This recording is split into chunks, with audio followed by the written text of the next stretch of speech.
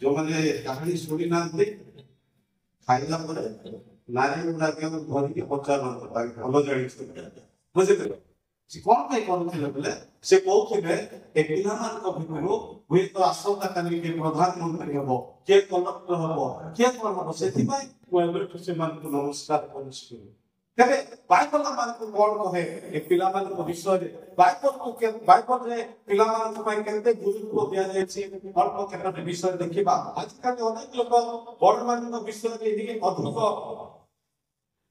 इच्छा करते आमे बड़ विषय को आमे इच्छा करथाओ साग पिला मान को आमे बहुत मूल्य दे नथाओ बा प्राधान्यता दे नथाओ आमे साग पिला मान को से गुरुत्व दे नथाओ स्कूल रे परिवार रे समाज रे पिला मान को प्राधान्यता दिया जाय नथाय किंतु बाइबल कोन कहे साग पिला माने ईश्वर को प्रतिमूर्ति रे निर्मित एहा हम प्रथम जानि पाबछ आदि पुस्तक 1 पर्व 26 मदर लिखा गला जो माने पढ़ी पारबे दया टिके शीघ्र पढ़ी दो एथि उतारो परमेश्वर कहिले आम्भे माने आपण प्रतिमूर्ति रे व आपण सादृश्य रे मनुष्य निर्माण करू मनुष्य निर्माण करू अर्थात मनुष्य रे पिला माने जीवन नै जीवे ताका प्रतिमूर्ति रे पिला मान को निर्माण करि अछंती ताहा गुरुत्व विषय आमे मने रखिबार अछि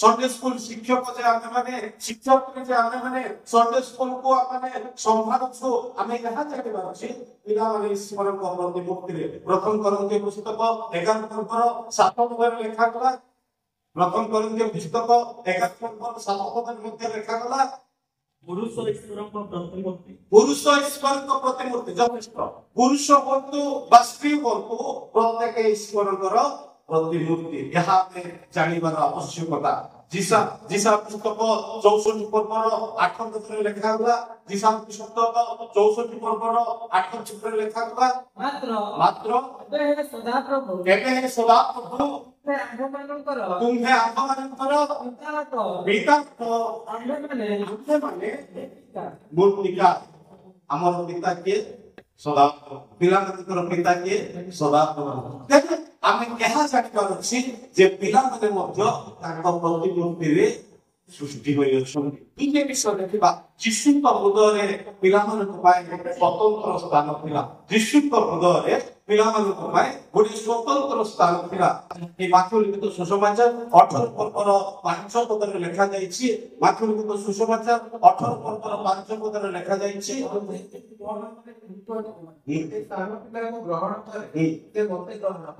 आउ से साग पिला ग्रहण करे मते ग्रहण करे प्रभु को ग्रहण करबा पाए हमें बेसी उपवास होइबार आवश्यकता नै आइ बेसी बड़ बड़ सभा आयोजन करबार आवश्यकता नै हमें गोटे साग पिला को यीशु नाम रे ग्रहण कले हमें यीशु को ग्रहण कला परे अवसर लिखा जाए तेनो हम साग पिला मान को प्रभु को प्रति जति पढ़ाई पारिबा तबे हम ताको ग्रहण कला लोक परि होई पारिबा आमी ताको ग्रहण करबा लोक परि होई पारिबा जदि माथुर लिखित सुसमाचार 18 पद 14 पद रे देखिबा सुंदर कथा से कथा लिखा जाय ए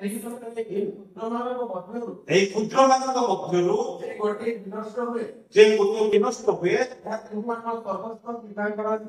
हम सर्वस्व पितांकर इच्छा नुहे हमर कौनसी पिता पुत्र मध्य विनष्ट हबा पाए पितांकर इच्छा नै तेनो पिला मानकर बाध्य से मानकर कर्तव्य से मानकर रेस्पोंसिबिलिटी हम ऊपर दिया जाय अछि संडे स्कूल टीचर मानक ऊपर संडे स्कूल शिक्षक मानक ऊपर तेनो आमे कोन करबार अछि कौनसी पिला नष्ट न हबा पाए चेष्टा करिबार अछि आमे चेष्टा करिबार अछि जदि से माने विनष्ट होई जिवे सिथिर उत्तरदायी आमे हेबो हम संडे स्कूल पिला माने भी नष्ट होइबे सेतिर उत्तरदायी आमे हेबो सेति पाए से माने विनष्ट न हबा पाए आमे देखिबार आवश्यकता नहि अछि तापर जदि आमे देखिबा मार्क लिखित सुसमाचार 10 अध्याय 13 पद रे लिखा गला मार्क लिखित सुसमाचार 10 अध्याय 13 पद रे से ग्रह देबे योग्य तेबे ताहा प्रति तुमको मानकर साथ दिबो से जे शिशु मान सुसमाचार करूते ଏଥିପାଇଁ ଲୋକେ ସେମାନଙ୍କୁ ଡାହାଣ ପଟକୁ ଆଣିବାକୁ ଲାଗିଲେ। ଆଉ ଶିଶୁକୁ ସ୍ପର୍ଶ କରିବା ପାଇଁ ତାଙ୍କ ନିକଟକୁ ଆଣିବାକୁ ଲାଗିଲେ। ଏହା ହେଲା ଆମର ଦ୍ୱିତୀୟ ବିଷୟ। ତୃତୀୟ ବିଷୟ ଦେଖିବା ଯେ ଯୀଶୁ ଖ୍ରୀଷ୍ଟ ସାନ ପିଲାମାନଙ୍କୁ ମଧ୍ୟ ସେ କଣ କରୁଥିଲେ? ଯୋହନ 3:16 ଲେଖାଯାଏ ଆଉ ସେ ଈଶ୍ୱର ଜଗତକୁ ଏଇଟା ପ୍ରେମ କଲେ ଯେ ଆଉ ସେ ତାଙ୍କ ପାଇଁ ମଧ୍ୟ ପିଲାମାନଙ୍କ ପାଇଁ ମଧ୍ୟ ସେ ମୃତ୍ୟୁବରଣ କଲେ। ପିଲାମାନଙ୍କ ପାଇଁ ମଧ୍ୟ ସେ ଜନ୍ମ ହୋଇଛନ୍ତି। ପିଲାମାନଙ୍କ ପାଇଁ ହିଁ ସେ ମୃତ୍ୟୁବରଣ କଲେ। ପିଲାମାନଙ୍କ ପାଇଁ ମଧ୍ୟ ସେ ପୁନରୁତ୍ଥିତ ହେଲେ। ତେଣୁ ଆମେ ଏହା ମଧ୍ୟ ମନେ ରଖିବାର ଅଛି। 4ରେ ଯଦି ଆମେ ଦେଖିବା ସାନ ପିଲାମାନଙ୍କୁ ସ୍ୱର୍ଗ ରାଜ୍ୟ ସହ ତୁଳନା କରାଯାଇଛି। ଆଉ ଯଦି ମାଥ୍ୟୁ 19 14 ପଦରେ ଲେଖାଯାଏ ଏବଂ 18 ପର୍ବର 3 ପଦରେ ଲେଖାଯାଏ, ମାର୍କ 10 ପର୍ବର 15 ପଦରେ ଲେଖାଯାଏ ଯେ ସ୍ୱର୍ଗ ରାଜ୍ୟ କଣ? ସାନ ପିଲାମାନଙ୍କ ସଦୃଶ। ପିଲାମାନଙ୍କ ସଦୃଶ। ତେଣୁ ଆମେ ସ୍ୱର୍ଗ ରାଜ୍ୟ ସହିତ ମଧ୍ୟ ସାନ ପିଲାମାନଙ୍କୁ ତୁଳନା କରାଯାଇଛି। ପଞ୍ଚମ ବିଷୟ ଯଦି ଦେଖିବା, ପିଲାମାନେ ଈଶ୍ୱର ଦତ୍ତ ପୁରସ୍କାର। ପିଲାମାନେ ଈଶ୍ୱର ଦତ୍ତ ପୁରସ୍କାର ଆମେ ସମସ୍ତେ ଜାଣିଛୁ। ମାଥ୍ୟୁ ଗୀତ ସଂହିତା 119:3 ଲେଖା। କେମିତି ସନ୍ଦେଶ କରିଥିବା 127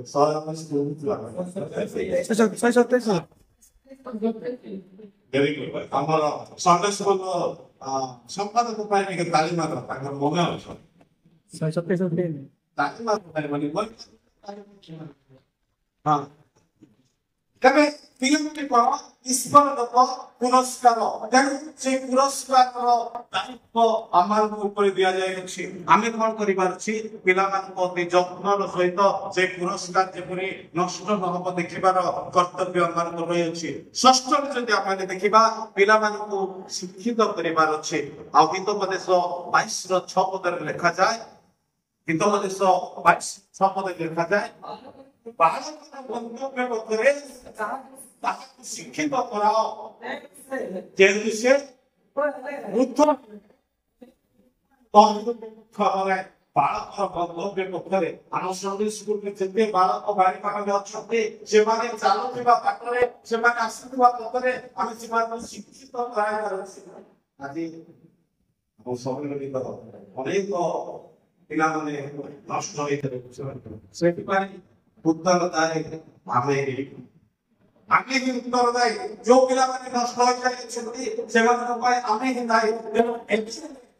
ସମୟ ଅଛି ଆଗାମୀ ପିଢ଼ି ନଷ୍ଟ ରହିବେ। ସେଥିପାଇଁ ସେମାନଙ୍କର କର୍ତ୍ତବ୍ୟ କଥାରେ ଆମେ ସେମାନଙ୍କୁ ଶିକ୍ଷିତ କରାଇବାର ଅଛି। ଆମେ ଶିକ୍ଷିତ କରାଇବାର ଅଛି। ଆମେ ପିଲାମାନଙ୍କୁ ଶିଖେଇବାର ଅଛି। ଆମେ କହିବାର ଅଛି। ଆମେ ବୁଝେଇବାର ଅଛି। ଆମେ ଯଦି ବୁଝେଇବା ନାହିଁ, ଶିଖେଇବା ନାହିଁ, ତେବେ ସେମାନେ ନଷ୍ଟ ହେଲେ ସେଥିପାଇଁ ମଧ୍ୟ ଆମେ ଉତ୍ତରଦାୟୀ ହେବା।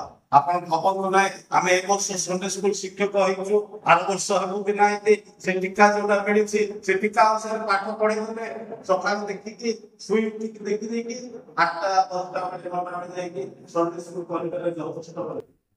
ଆମର ପିଲାମାନଙ୍କୁ ଶିକ୍ଷିତ କରିବାର ଆମର କର୍ତ୍ତବ୍ୟ ରହିଅଛି। ତାପରେ ଆମେ ଯଦି ଦେଖିବା, ପିଲାମାନଙ୍କୁ ସ୍ୱତନ୍ତ୍ର ଭାବରେ ବ୍ୟବହାର କରନ୍ତି।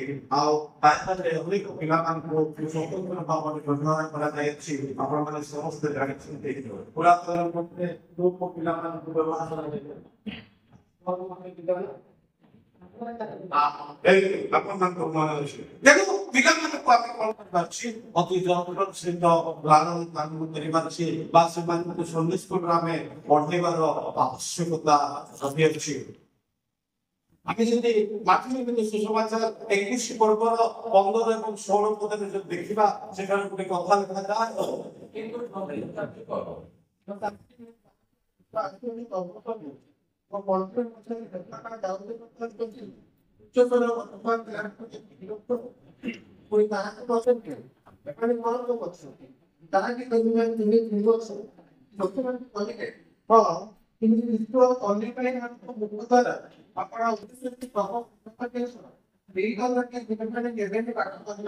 ପିଲାମାନଙ୍କ ଦ୍ୱାରା ପ୍ରଭୁ ପ୍ରଶଂସା ପାଆନ୍ତି।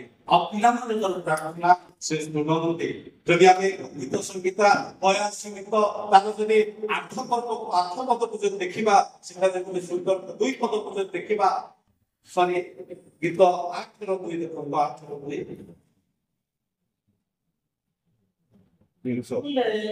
ଶତ୍ରୁ ପ୍ରତିହିଂସାକୁ ଦମନ କରିବା ପାଇଁ ଆତ୍ମା ବିଭକ୍ତ ସକାଶେ ଶିଷ୍ୟ ମାନଙ୍କ ପରାକ୍ରମ ପ୍ରତିଫଳନ କରିଅଛ।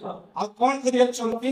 ଶତ୍ରୁ ପ୍ରତିହିଂସାକୁ ଦମନ କରିବା ପାଇଁ ଆପଣଙ୍କ ବିପକ୍ଷ କଣ ସକାଶେ ଶିଶୁ ଦୁଗ୍ଧପୋଷ୍ୟ ମାନଙ୍କ ମୁଖରୁ ପରାକ୍ରମ ପ୍ରତିଫଳନ କରିଅଛ।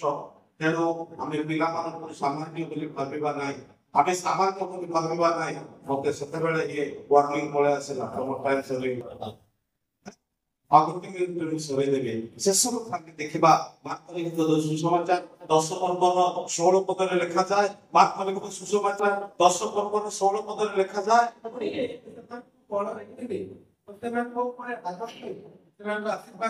କଣ କଲେ? ସେମାନଙ୍କୁ କୋଳରେ ଘେରିଲେ ଆଉ ଆତଙ୍କ ଆଶୀର୍ବାଦ କଲେ। ଆମେ ସର୍ଭେ ସ୍କୁଲ ଶିକ୍ଷକ ଶିକ୍ଷୟତ୍ରୀ ମାନେ କେବେ ହେଲେ କୋଉ ପିଲା କାନ୍ଦୁଥିଲେ ସର୍ଭେ ସ୍କୁଲକୁ ଆସିବିନି ବୋଲି ତାକୁ ଧରି ଛୁପି ସେ କାନ୍ଦୁଛି, ନେଇଯା ନେଇଯା, ପ୍ରାୟ ସେମିତି କରୁଛନ୍ତି। କିନ୍ତୁ ଯୀଶୁ କଣ କଲେ?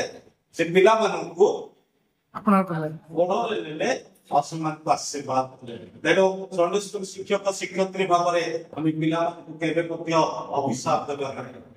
ସେ ତାକୁ ସେ କେବେ ଶୁଣିବ ନାହିଁ, ସେ ବୁଝିବ ନାହିଁ। ତାକୁ ଆମେ ତାକୁ କଣ କରିବାର ଅଛି? ତାକୁ କଣ କରିବାର ଅଛି? ଗେଲା କରିବାର ଅଛି। ତାକୁ କଣ କରିବାର ଅଛି? ଦରକାର ପଡେ ଗୋଟେ ଚକୋଲେଟ କରିବାର ଅଛି। କାହିଁକି ଆପଣମାନଙ୍କୁ ଗୋଟେ ଦେଲି କିନ୍ତୁ କାହିଁକି ଦେଲି ବୋଲେ ଆପଣମାନେ ଶିଖିବାର ଅଛି। ସନ୍ଡେ ସ୍କୁଲରେ ପିଲାମାନଙ୍କୁ ଗେଲା କରିବାର ଅଛି, ତାକୁ ଶିଖେଇବାର ଅଛି। ଆପଣମାନେ ଯେତେ ଗେଲା କରିକି ଶିଖେଇବେ ସେମାନେ ସେତେ ଶିକ୍ଷିତ ହେବେ, ଆଉ ସେମାନେ ବଡ ହେଲା ପରେ ଆପଣଙ୍କୁ ବି ମନେ ପକେଇବେ। ତେଣୁ ପ୍ରଭୁ ଆମ ସମସ୍ତଙ୍କୁ ଏ ଅଳ୍ପ ବାକ୍ୟ ଶିକ୍ଷାରେ ଆଶୀର୍ବାଦ କରନ୍ତୁ। ମୁଁ ଆଶା କରୁଛି ଆମର ସନ୍ଡେ ସ୍କୁଲ ଶିକ୍ଷକ ଶିକ୍ଷୟତ୍ରୀ ମାନେ ମୋ ଠାରୁ ଅଧିକ ଜାଣିଛନ୍ତି, କିନ୍ତୁ ଏ ଅଳ୍ପ କେତୋଟି କଥାରେ ପିଲାମାନଙ୍କୁ ଆହୁରି ଗୁରୁତ୍ୱର ସହିତ ଶିକ୍ଷାଦାନ କରିବେ ବୋଲି ଆଶା କରେ। ଆପଣମାନଙ୍କ ମଧ୍ୟରୁ କେହି ଜଣେ ଉଠିକି ପ୍ରାର୍ଥନା କରନ୍ତୁ, ଶେଷ କରିବା।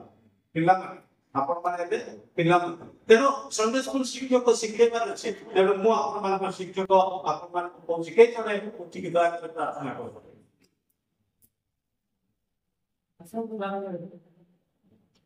ମଙ୍ଗଳ